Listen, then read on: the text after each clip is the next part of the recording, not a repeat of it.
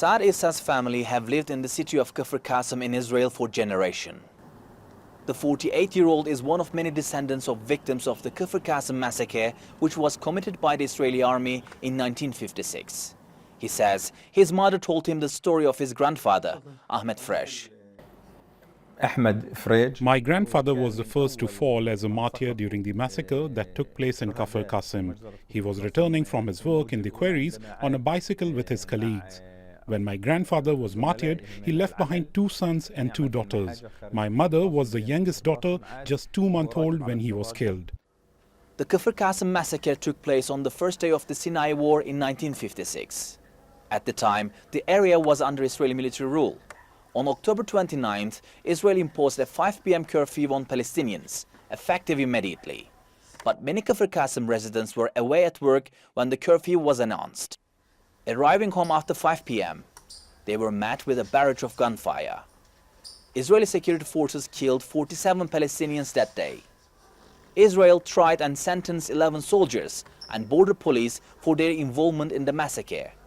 In the following years, their sentences were progressively reduced, and some were pardoned or walked free within 3 years.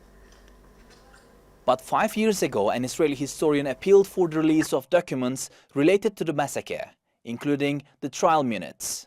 Last March, Israel's military appellate tribunal made a ruling on whether the documents should be made public, but it was subject to a gag order.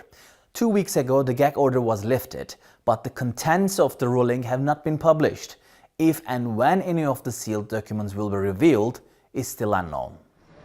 Israel wants the details of the 1956 massacre to remain sealed, fearing security and foreign relations problems if they come to light.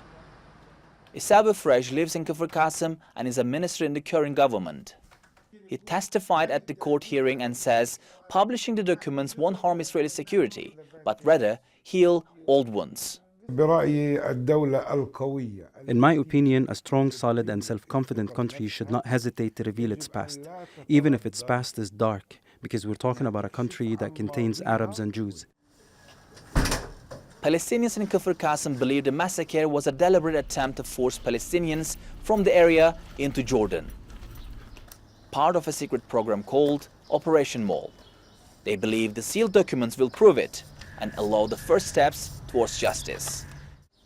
Mustafa Fatih, Theatre World, Kafr Qasem, Israel.